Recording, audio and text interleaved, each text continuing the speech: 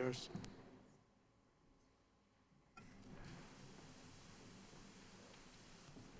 If the clerk will call the roll, please. Councilor Mendonça. Here. Councilor Caulfield. Councilor Dakota. Here. Councilor Murphy. Here. 4 present. This is the Subcommittee on Education Collegiate Partnerships. We're here today to hear mainly from the university regarding the recent activities, especially those that help the economy of Lowell, and also for any activities with the city or entities within the city in the way of internships and things like that that we heard about in the fall, see if there's any update on that. And this time, I'll just hand it over to the university. Chancellor Meehan is here from the university to give us an update on what the activities are that the university recently. Thank you. Great. Thank you very much for the opportunity. I will say that the university has been working with the city on I can tell you in all of my experience being in Lowell, I think it's unprecedented in the sense that we have task force that have been established. We meet on a regular basis. We're developing the parcel B lot next to the Songus Center together. I mean, I really, just from a macro picture, think that communication and working together has never been as collaborative. Transportation studies that we're working on, we bring the city in. The hiring of our new police chief on the campus. You know, the superintendent of police and other folks from the Lowell Police Department were part of that. The police departments are working more effectively. So I really believe that that collaboration, cooperation, and really working together has been unprecedented in all the years that I'm familiar with it. So I sort of put that, because sometimes you see or read that there's some kind of a battle over this or that, the other thing, and actually the opposite is the truth. I think the relationship has been great. What we were going to do is, I have other folks from the campus, the dean of students, folks from administration and finance who are here. I was going to give a presentation on the just the emerging campus and talk a little bit about it for maybe 12 to 15 minutes and then answer questions. I'm scheduled to leave here at 6:05, and then the other members of the team will be here. So any questions that really on anything that members of the council or the city manager have, I'd be glad to answer them. This is our campus that I think most of you are familiar with. We call this our East Campus. It's where most of the residence halls are. We have the North Campus over here and the South Campus. And basically, these are our campus buildings as they presently exist on the campus. I mentioned the transportation study. We're trying to find ways to get students to and from the campuses more efficiently. We've invested upwards of $1 million in a better infrastructure. There are some problems, though, because there are 3 bridges that are privately owned by a company that everyone here is familiar with, and they're only required to have those bridges in certain conditions, which we can't bring buses over. The city can't bring buses over, and it really makes it difficult for traffic. And I think we're having a lot of discussions about ways that we could deal with that. But these are basically our buildings presently. We've had recent acquisitions that you're all familiar with, the Inn and Conference Center. We have just recently completed the renovations. If you haven't been there, the renovations look great. We are hosting the Democratic Convention in June, and we think that, you know, we're pleased with the way that project is developing. We have 500 students who are housed there. We also have 31 rooms that are open to the public. Occupancy rates have been getting better. We'd like to see them get even better, and we'll work at that. But we needed to finish the construction. But it's fabulous. The place looks fabulous. I know the manager's been there, and many folks have been there. But I think the community will respond more and more positively. The Songus Center, I think, is going very, very well. We're obviously still losing money on it, but I think we're headed in the right direction. We've made investments in the building that have been good investments. And again, the city with more people coming through this, the Sanger Center, more sold-out concerts, more events that get 4,000 or 5,000 people, will easily make up revenue on parking from not having the Devils. I would also point out that the Devils weren't really attracting many people. And in fact, if you look, they moved into a new facility in Albany that has a building with a capacity of 13,000 fans, and they're last in the league in attendance. So, I mean, I just think that it's really it's been a win-win for the city and the university. And again, we're continuing to have a dialogue about Lot B, which is right next door, and I think our folks are working with city folks really, really well, very, very, very well, I think. The latest acquisition, and I might add, both of these buildings, there's no state money involved in it, and sometimes people get the impression that you know, we're a state university. We are a state university, but we're subsidized by the state. They give us about 20% of our overall budget. And we are thriving at the university because we're growing revenue, we're being entrepreneurial, we're increasing enrollment where we have the capacity to do it. That increases revenue coming to the university. We've increased our research expenditures by 57% over 3 years. We've increased our online learning. It's a $25 million business with us. So sometimes people get the impression that we're a state university. Well, we are, but we're actually, 80% of our money comes from other sources that are non-state sources. The University Crossing building, the St. Joseph's Hospital, we always brand and label our buildings. University Crossing is a good name for us because it really connects our campuses. It's one of the reasons why we were always interested in this building. This is another example where the city manager and I worked and talked in advance of this. We went out and met with stakeholders who are in the neighborhoods. We've established a task force working together to make sure that we develop this. And this is a long-term project. And again, we don't have any commitment for state money, so we're going to be borrowing money to make the improvements that we need to make. Therefore, when we determine what's going to be in there, we need to think of what the revenue stream is going to be. But the first thing the neighborhood groups told us, the city told us, the police department told us, it would be really nice if you could locate the campus police department there. It just so happened that our campus police department is over on the North Campus in space that we need for the academics of the institution. So that's the first thing we're going to do, is put in our campus police station. We're going to make it visible. We're going to make sure that police cars are parked strategically, because that's a good policing, good way to do policing, and that will have a pretty good first impression within the neighborhood. What other things are we looking at? We're looking at the possibility of student housing. The reason is because student housing is, it creates revenue for us, so it's sustainable. We can borrow and pay back the debt service. We're looking at the possibility of food courts in there. Student life, Dean of Students is here, and we'd like to put our student clubs there and have it be a center place for students. Remember, the new bridge is going to go over the Merrimack River right here. And that bridge, from a university perspective, is going to be a gateway to the North Campus and the new Emerging Technologies building. But from a city perspective, it's going to be a gateway to connect the university to the downtown. So we need to work together on that development with the new bridge. But we think it provides a great opportunity for both the university and the city and this entire neighborhood.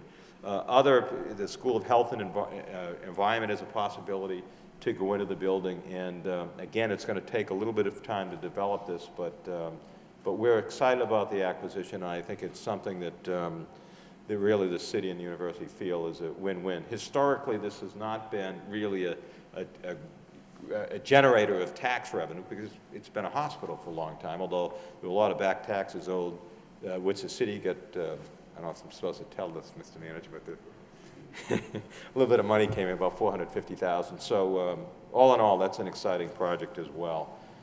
In terms of new construction, many of you have probably seen the steel, and it's great to see that steel going up over in the Emerging Technologies and Innovation Center. We're going to have an event there. It's this week, tomorrow. And what do you call the event? The topping off. So you're all invited to attend. I think we're going to open a time capsule that was in Smith Hall that was torn down in order to make room for this building. But we're excited about it again. A couple of buildings here have been acquired. This is going to be a beautiful, beautiful site coming over this new bridge. We're also construction is beginning. We're going to have a groundbreaking on the 24th of April, I think, 21st, for our new Health and Social Sciences building. It's right on the corner here on the South Campus. It's a $40 million construction project. I will say that I'm very happy about this project because we're not borrowing any money for it. The state is actually bonding the money for that project. And we're going to house nursing, psychology, and criminal justice. And that's an important project to us as well. Feel free to stop me, or I can answer questions at the end. We also have projects that we have in the planning stages. First and foremost, because it's actually probably the most advanced, is a new parking garage on the North Campus that would be able to house, how many are we talking? 600 cars. Now this is, obviously it's important to the university because we don't have enough parking, but it's also very important to the neighborhoods around the university. Parking has been a major issue for the university and for the neighborhoods, and we believe that this will go a long way to correcting our problems with parking on the North Campus. We also, Fox Hall, we're planning to expand our dining there. We're looking, as you probably know, Fox Hall isn't exactly a pretty building. We have put some branding on it. We've put some, it's the largest, tallest building north of Boston all the way up to New Hampshire, but it's got that 1970s construction. We're planning to expand dining, and we've been looking, Larry can give you some of the details of it, but we're looking at really making that look a lot nicer and maybe enclosing glass on the outside of it. We own property here that we're looking at the potential of residence hall. If we did a residence hall, it would likely be suite style residence halls, and that is something that we would do through the building authority.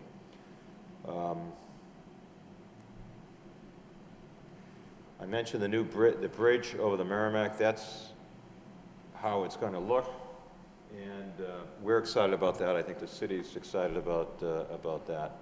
So that's a brief synopsis of what we had planned, and I'd be glad to open it up to questions on any of this or anything else. Sure. Thank you, Chancellor. Mr. Caulfield, you have some. Call me Bud. Mr. Chancellor, welcome. Thank you. And I said to members of your staff before the meeting even started, if UMass Lowell was driving the economy in the state and the country, we'd be well off. And really, Chancellor, you and the staff, everyone at UMass Lowell deserves an awful lot of credit. I can see excitement. I can see a lot of vision. I can see an awful lot of construction jobs, expansion, and it's only going to benefit the city and the students who attend that great university. The 5-story building at the corner of Broadway and Wilder, that's a $40 million Yes, that's project. a $40 million project. Plus you have the nanotechnology, that's About a $75 million. $75 million. And the campus police will be located at St. Joseph's Hospital, Yes. the old site. That's extraordinary. Yeah, that's determined. We're definitely doing that, and that was it was a good introduction actually to the neighborhood, and I mean everybody was very enthusiastic about it. And we need a new police department. We've done a lot of work to expand. When you expand enrollment by 30%, you really need to look at modern university community policing. And you know, the new police chief, who I mentioned, we had a great search committee the city participated in, and they're working more collaboratively than they ever have. The police superintendent at the opening of when we announced the St. Joseph's, the police superintendent of Lowell, Chief of the Valley, said, you know, they provided backup, and I kidded to the manager we were going to send a bill for the backup. He didn't laugh, but my point is, it's great collaboration. Visibility, that says it all. And I know my colleagues want to also get involved with the discussion. But I've been in the Indian Conference Center. It's remarkable. The food is delicious, the microphone works, and everything is wonderful about the Indian Conference Center. And I have been in the Songus Arena since you renovated it, and that's going well for you, so. Yeah, it is. It really is. Chancellor, thank you, and thank you for the staff. Thank you, Council. I honestly can say that I've lived in Lowell almost my whole life, and I've never seen so much activity going on related to the university. There might have been activity in the past, but wasn't as public as it's been recently, and hasn't had as much impact on the neighborhoods, especially in with moving the police to the acres, certainly a big improvement and help to the neighborhoods. But the economic impact of all the spending in this construction cannot be discounted either. I mean, that's huge. I also have attending the subcommittee meeting, our Mayor James Milanazzo, Councilor Bill Martin, and Councilor Rita Mercer, if any of them have any questions. Okay, so I think that was a good presentation. I appreciate you taking the time. Obviously, things are very busy at the university, so you taking the time was a show of great respect for us, and I hope we can return the favor. I think, Council, I would just reiterate the fact that this is not just the university. We really have collaborated, and many of the initiatives would not be possible without, working with the city. We've made a commitment to downtown for the university, an unprecedented commitment with the, taking on the Indian Conference Center and St. Joseph's, and even the Songus Center. But we would not have made that commitment but for the fact that the city is doing extremely well. It's a place where we think the downtown, that our students should want to come, that our faculty should want to come. So this is really, from my perspective, scratching the surface in terms of, we'll really have the type of synergy when we have faculty downtown on a regular basis, where more of our students are downtown, and that's when it will really take off. We've begun to do it, but I just want to say I don't think you can't underestimate the importance of working together, and that's what we've done. And the trust on both sides with our staff, your staff, has been just really good. So Yes. it's we're not doing it just on our own. It is certainly a partnership. Actually, last week there was an economic development subcommittee, and the university came up in the sense that they're looking to market the Hamilton Canal District. And of course, they feel that one of the important partners would be the university. If there's any incubator companies that might want space, that would be a good way to refer them to our economic development staff or to Trinity Development directly. Absolutely. Thank you for your time. Appreciate the update. I know we'll hear more from the university, and obviously this is also an important time. We're looking for any input as to how we as a city can help with the economic development as a partner. So if there's anything that needs to be said in that regard, that can be brought up as well. So thank you, Chancellor. Okay. Yeah. Councilor Caulfield? Yes. Mr. Chancellor, I neglected to ask this important question. How many construction jobs, men and women who are working, bringing home a paycheck every week because of this vast expansion? Well, if you count, we also put $13 million into Fox Hall, and that was about 168 jobs. And then if you combine the other two, it's well over 600. And the other thing that we have, and we're going to begin to calculate this because it's also the new buildings will create additional jobs. And we're looking to do a study on this. The Indian Conference Center, for example, we actually expanded the number of people who were hired there as a result of the fact that there's a lot more activity there. So we're going to put together a report that is very specific, Council, with jobs that are created. But if you look at the construction at Lowell General and the construction we're doing, there aren't many cities in this state, or even in the Northeast, that have that much construction going on. Hamilton Canal. And the Hamilton Canal. So we should be proud. Thank you.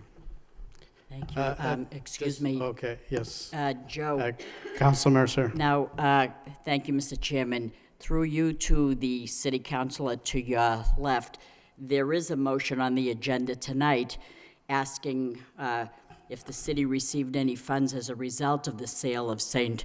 Joseph's Hospital, and the Chancellor's here, maybe we can, He's, I can speak to that. I was going to speak to it at the, right. I have the money now. There was back taxes and some water and sewer bills that needed to be paid in order to close out the deal, close out the transfer, and about $450,000 was That's collected right. by the city. well, you don't ask the question unless you know the answer, but I thought, thank you very much, because we surely could use that, so thank you, Chancellor, that's great. Has the city received that money? Yes, we have. Okay, good. No one second that motion. So, we are. but I'll at least we have the second. answer. At this point, I'd like to turn it over to Paul Marion, the community liaison, and I'm sure you have a larger title than that. That's fine, that's fine.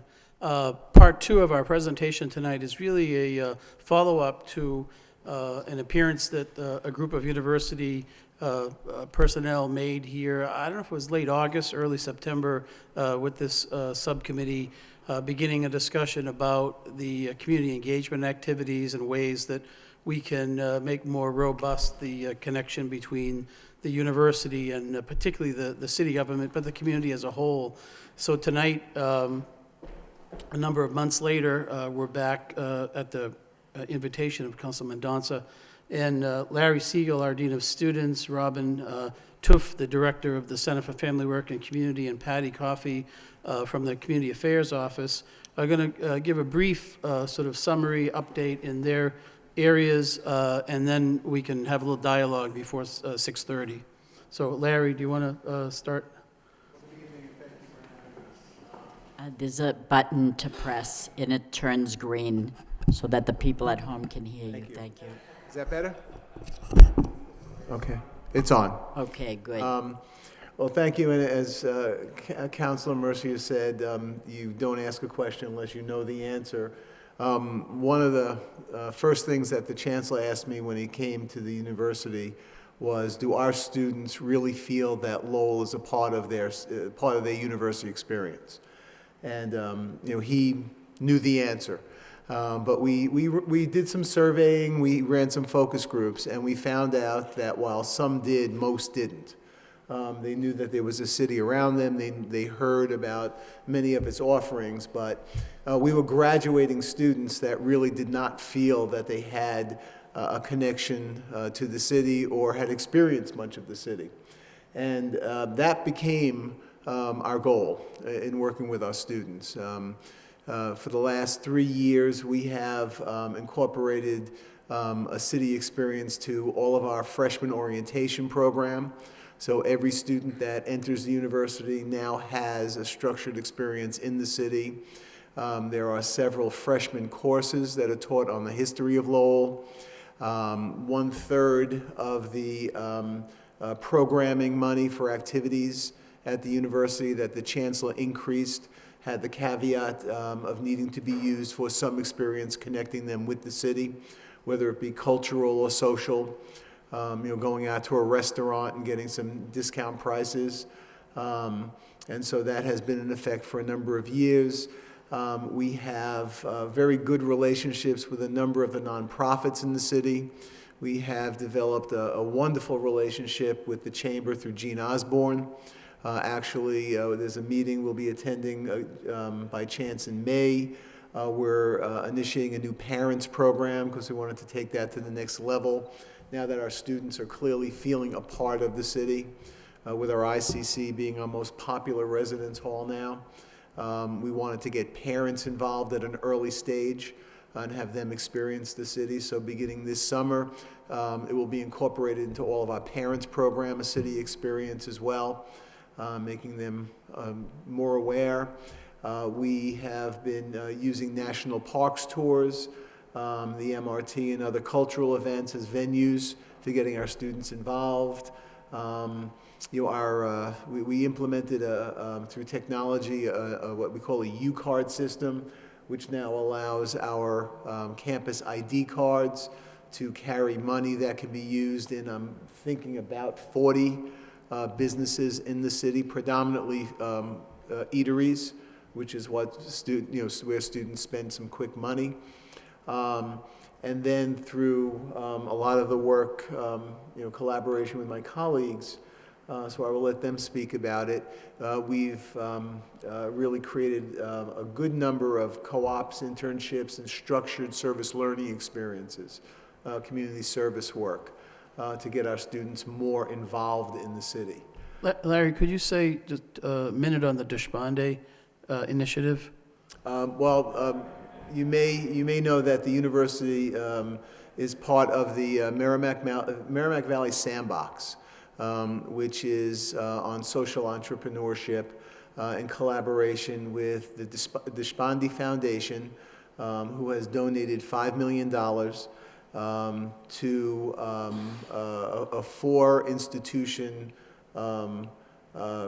collaboration, us and Merrimack College and Merrimack Community College and Northern Essex Community College. And they are giving seed grants to student groups. To date, there are approximately 40.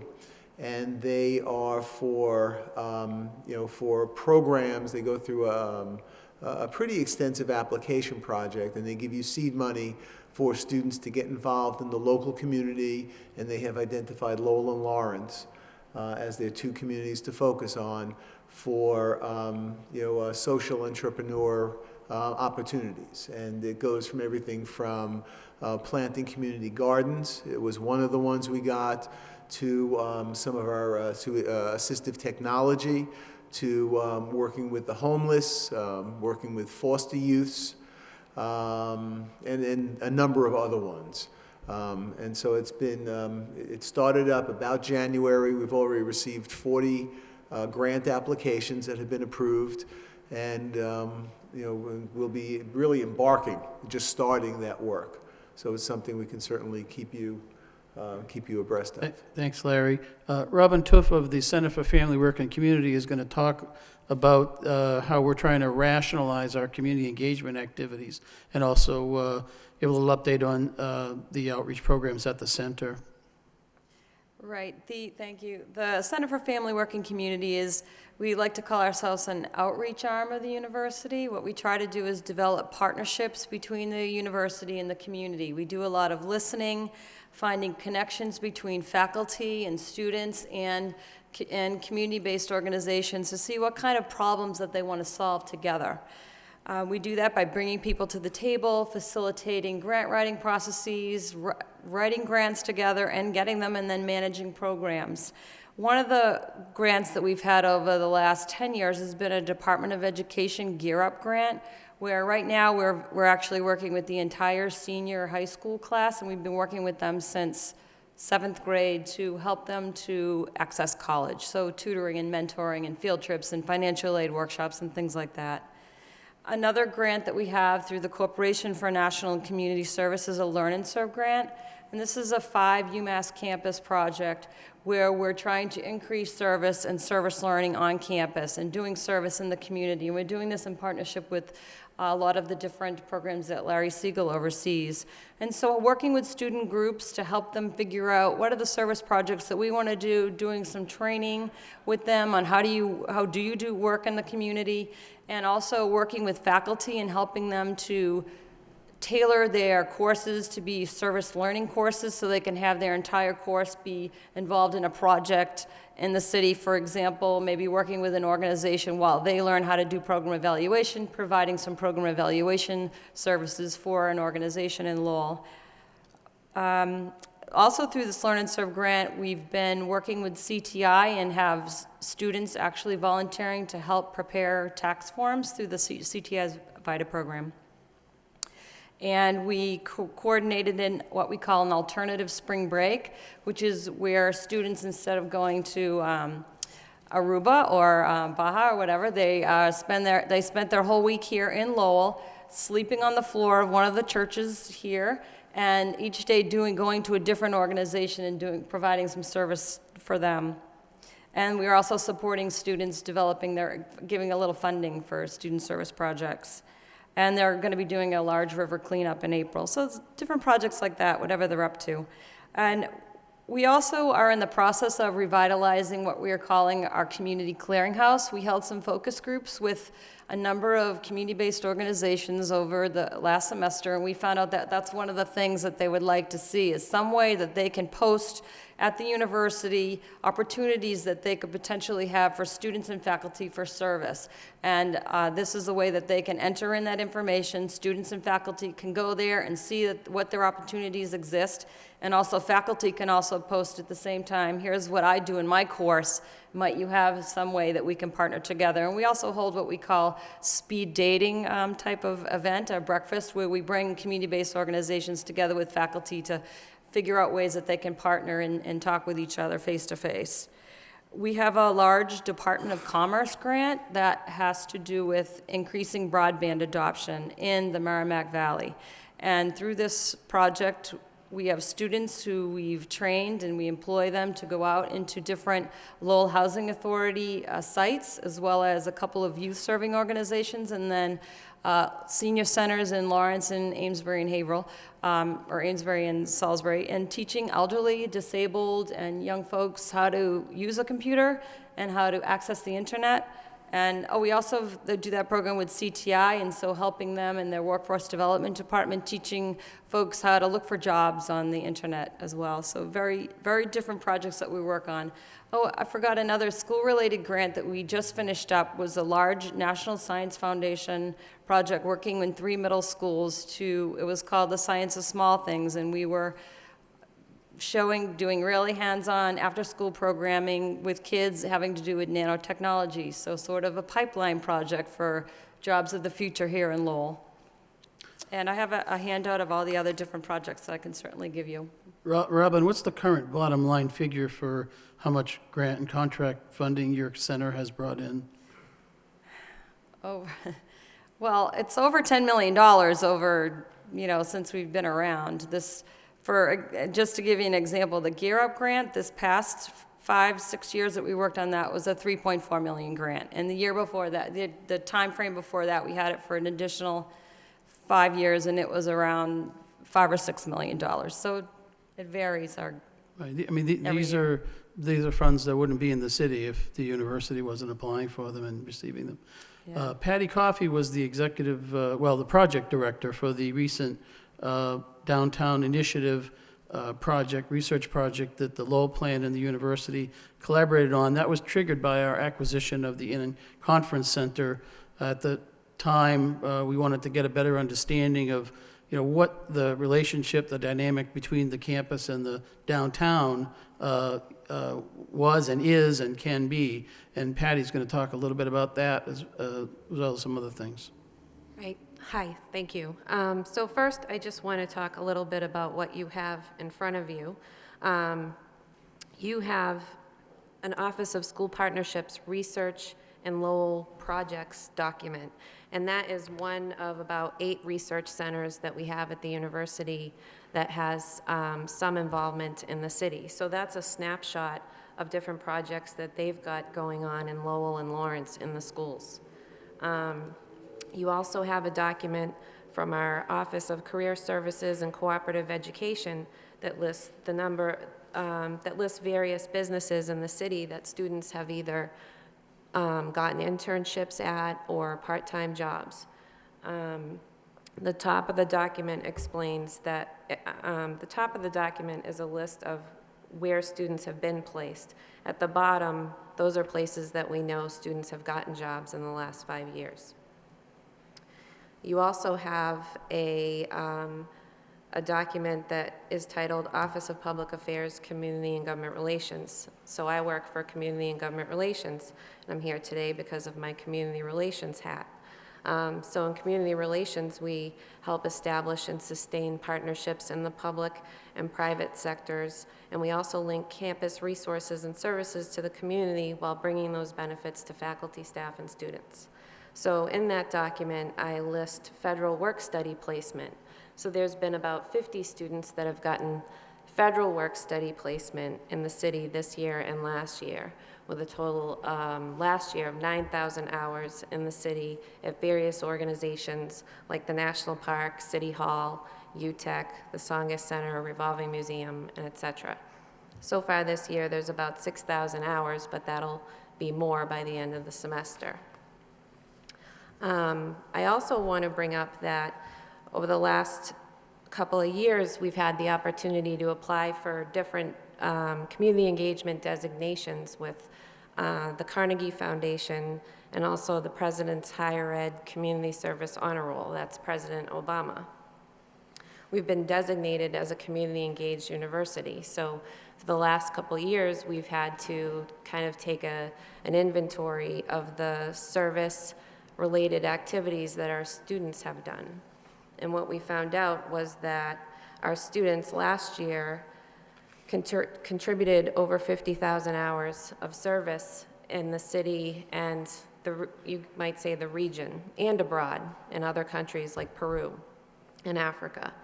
The university's external funding for outreach and engagement through the 8 research centers I mentioned earlier in fiscal year '09 was $11 million. So I've got a lot of data for you today, and I hope that you can review it, and if you have questions, we can talk about it. So now on to the Lowell Plan UMass Lowell Downtown Initiative Report.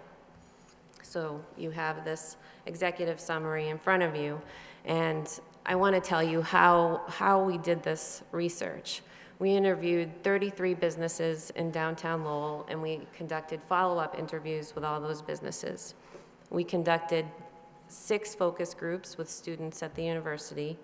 We distributed a student survey where over 1,200 students responded to it, which is a very good number. It's a representative number. We also did a survey to faculty and staff where about 600 of those people responded. There's probably more that I'm forgetting, but that could be because I'm nervous. So what we found out was the economic impact or the potential economic impact that the university has in the city could be $10 million. And that's because of asking students, how much do you spend when you go downtown?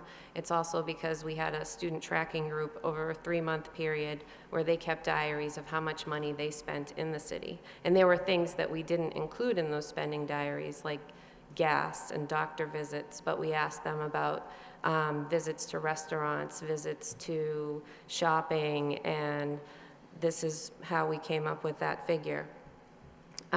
We found that at least 90% of our faculty and staff reported visiting downtown in the last year. Students reported almost the same at 85%. People were going downtown 4 to 9 times per semester. So all of this is in the executive summary, but what we found out is that we're making a bigger impact than we thought.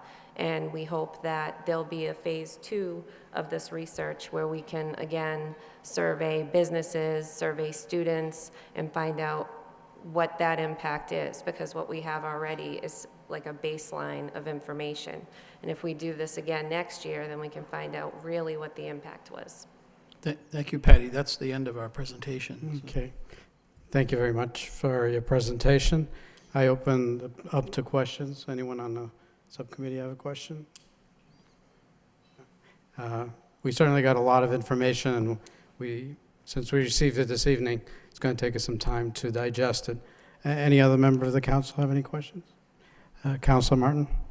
I'm curious about the U card and how that's been received. I don't have the same documents that the subcommittee members have, but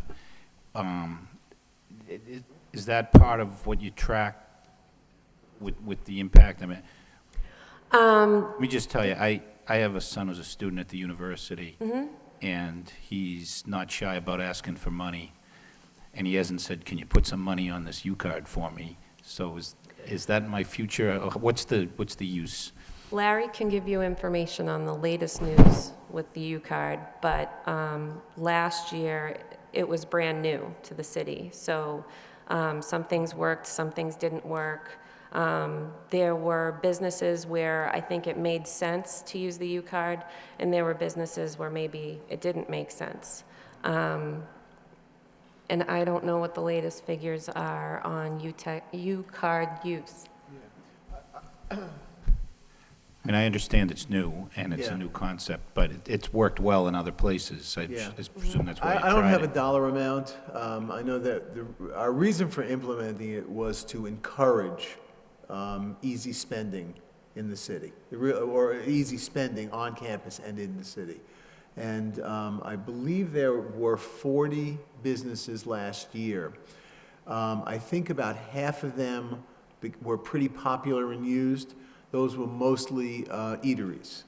The ones that we didn't think about, nor did they, were your quaint gift shops. Many of them called me saying, you know, I have this sticker, I have the technology, and I can't figure out why students aren't buying $6 postcards that are hand-painted. Yeah. And so we made a lot of those connections about, you know, and that's where we got in touch with Gene and said we have to find ways of creatively marketing to the students. You know, it's you can lead a horse to water type of thing, but you know, students are still going to purchase what they want. So it was when we looked at it at the end of last year. We haven't looked at this year's data yet. Spending was on food, you know, predictably on food, but there was lots of that. You know, you can see where the food places were. So I still think that the true value of that has yet to be realized.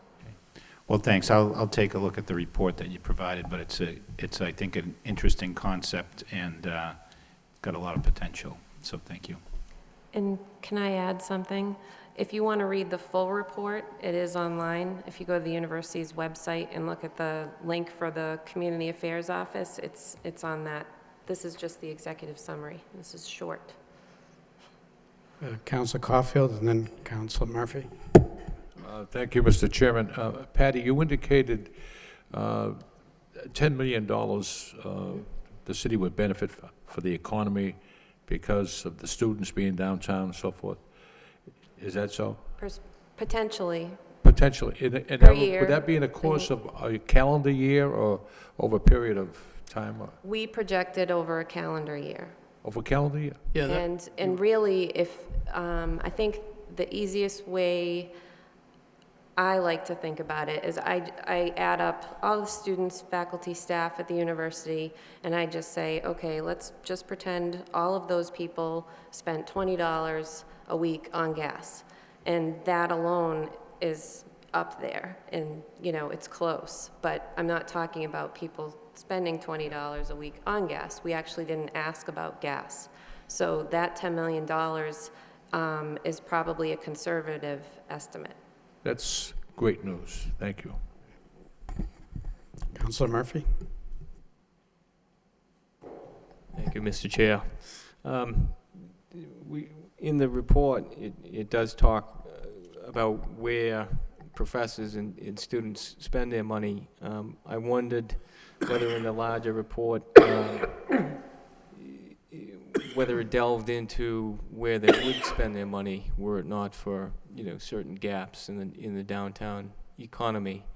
You know, did the survey at all address what people would like to see? Yes. So one thing we found out is, let's say people are spending $50 a week in Lowell. Let's just use that as an example. They're spending $100 elsewhere, like in New Hampshire. When we ask students about their spending in Lowell versus New Hampshire or other areas, it was double whatever they spent here.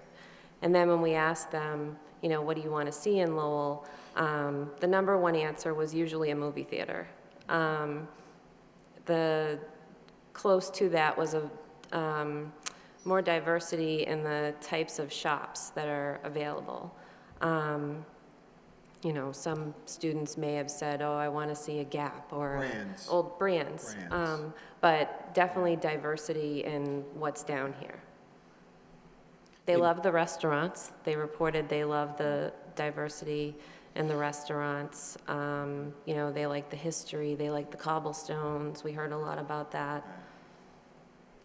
I can give you more information. It is in the full report.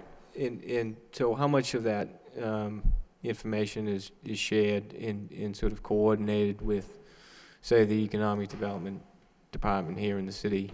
I'm thinking in terms of,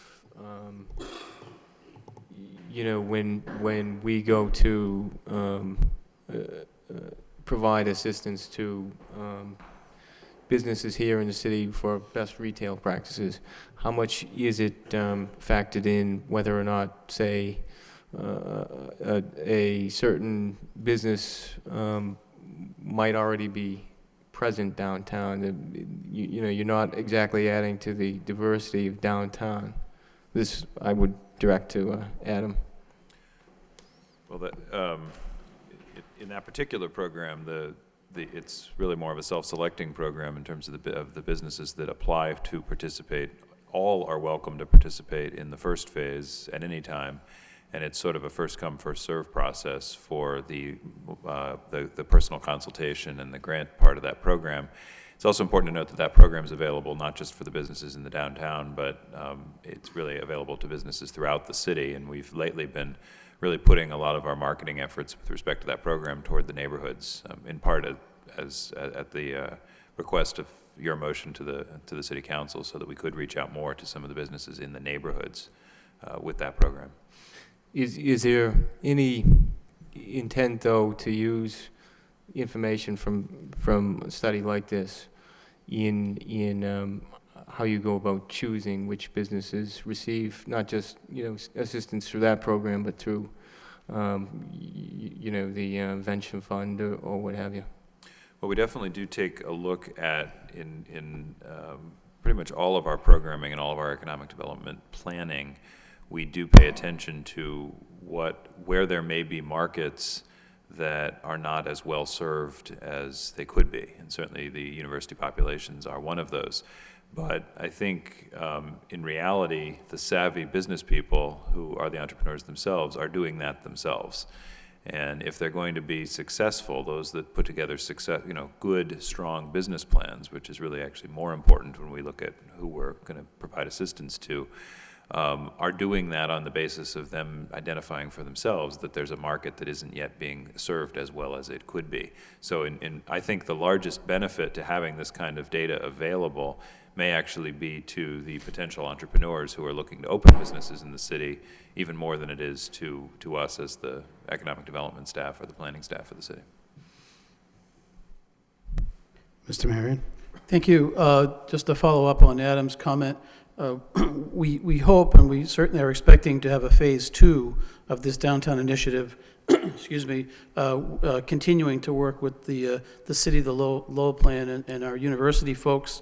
And now that we have this data, this is the first time we've had this kind of quantitative information in our hands at the university. You know, we would hear over the years, oh, nobody goes downtown. You know, there were sort of these urban legends and so forth. But, you know, now we have, through these surveys, data that's saying, you know, 80-90% of our university community regularly goes into the downtown. You know, whether they spend as much money as they might, I think, you know, obviously they don't because of some gaps in the what consumers are looking for. So I hope with this data in hand, it's going to allow us to be more strategic in working both with the business community and the city, you know, in this next phase, because we're just sort of working with better information. One of the things we're hoping to do in this phase 2 is also to create a standing student forum, for lack of a better word, with students from Lowell High School, Middlesex, and the university, providing a kind of continuous feedback loop about you know, what they like and don't like about downtown, things that they'd like to see, and kind of institutionalize that dialogue so that you're not just coming in with a survey, you know, periodically and, you know, getting a snapshot, but try to have an ongoing conversation. I think that could feed the strategy in a more effective way. Councilor Dakota? Thank you all very much for being here. Anecdotally, I'd say things have improved a great deal in terms of the students coming down and their purchasing power the last 7 years that I've been downtown, but it is nice to have the data.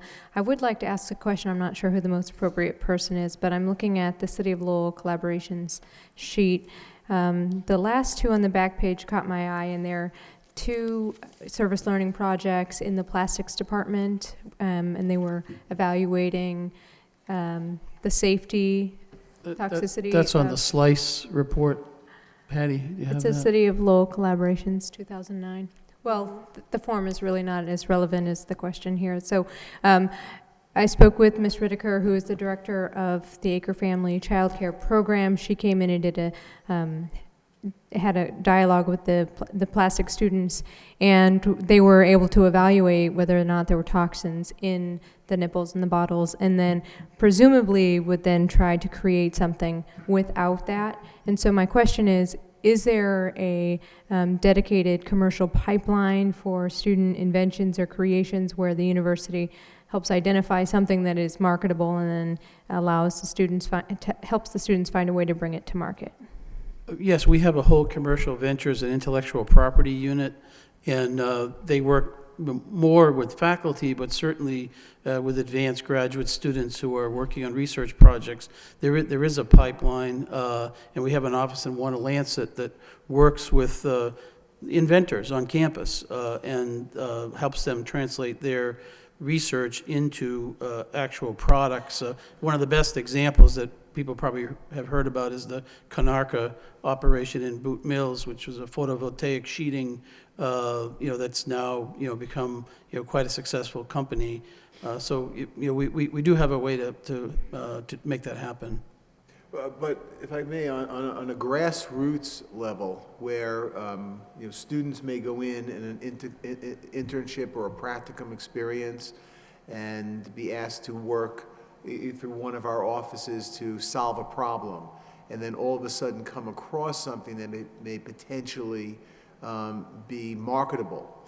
That would be exactly what the Deshpande grants would be for, where students, 2 or 3 students, could put a proposal explaining exactly what you described, saying, we believe we have something that could be manufactured. And with some seed money and a plan, we would be able to give them that seed money and start production to see if they're able to actually sustain, which is really the goal of these grants, is some sort of sustained social change that improves, society and also creates jobs and helps the economy. So that's actually a perfect example. I was sitting here going, how come I haven't heard of that? Because it's probably, I think as we start to partner, we realize how big the university is and how little we even know about all the things that are going on there. So, but that's what the Deshpande grants are actually for. And may I ask a follow-up question? Is this clear to the students that this is available to them, even if they're not postdoctorate students? It's as clear as about 40 emails, posters, and letters can be. But the answer is no. I mean, they are hit with so much information that I would say half the grants that we actually got were because we weren't getting a response, and we had a number of meetings with staff and said, okay, who are the stories? What are the stories that you know?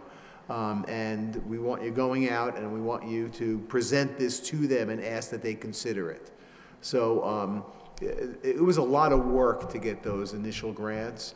I think as it generates its momentum and people become aware of it, more opportunities that really are unknown right now will occur. Yeah, one of the things we did at the university to try to incentivize the student participation in the Deshpande initiative is we offered to match it, so they really became $1,000 sort of startup funding for ideas. We're going to have to wrap it up pretty soon. Councilor Murphy, you have another question? Maybe frame it more as a suggestion, but on the higher level, of intellectual property,